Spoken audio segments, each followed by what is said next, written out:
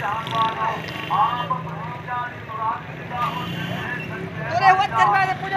दोनों हाथों से ना बिना मोहताज हकदार अल्लाह करीम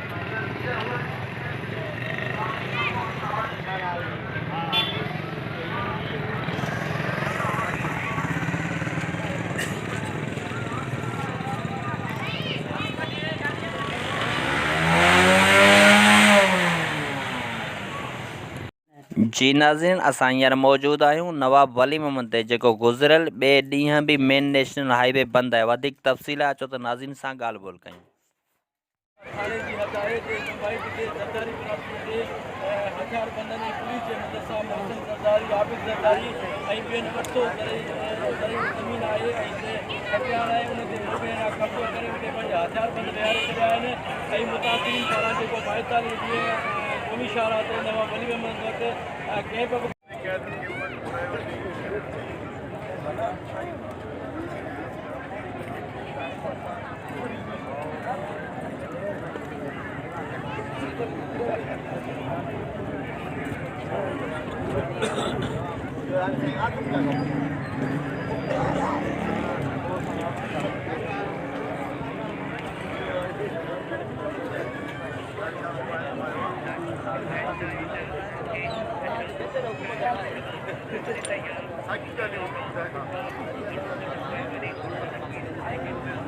कान तव्हांजे धरणे खे तव्हां वटि अञा केर बि न आहे पतो, आला अख्तियार ऑफिसर को बि न आहे पतो जो तव्हां खां नोटिस वरितो हुजे?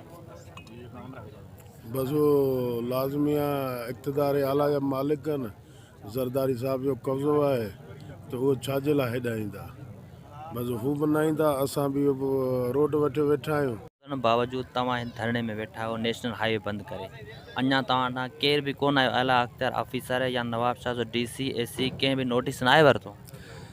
असां मुतासिर जीअं हा वाक़ई इहो टाइम गुज़री वियो आहे, पर हेसी ताईं आला मालदार किथां अचनि? हू त आहिनि ई उन्हनि जे पोइ दलाल आहिनि न, ईअं थोरी सीट ते कमिशनर ऑफिसर हुजनि, बाला ऑफिसर हुजनि, हुननि जे पंहिंजे वस में का हुजे जॾहिं खां हुकुम थींदो हू पाण हिते अची वेंदा।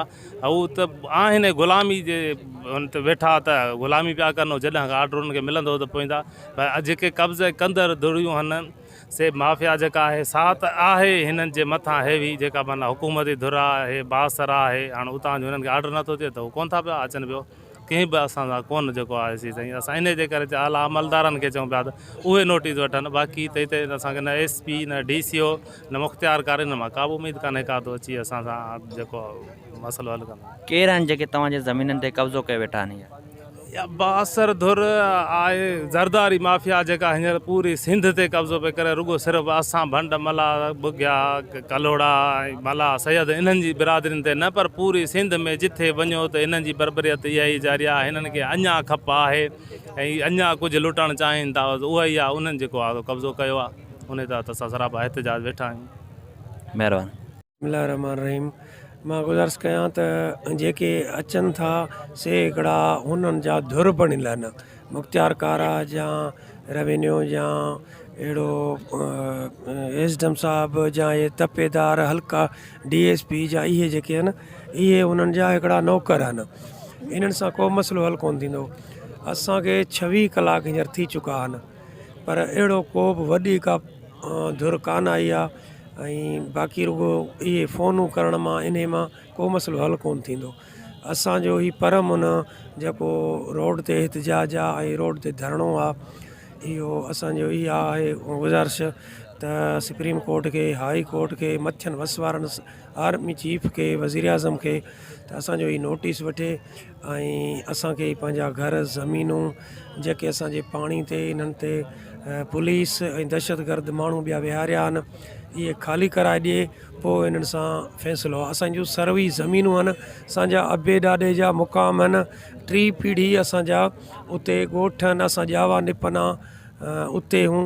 हिननि ज़रदारनि जो अली हसन जो या मोहसन जो या आबिद जो को नहीं, न डूल चमचो, न मुक़ाम, न मड़ो। असां सिंधियुनि ते ॼावा आहियूं त असां को ॾिठो बि कोन्हे।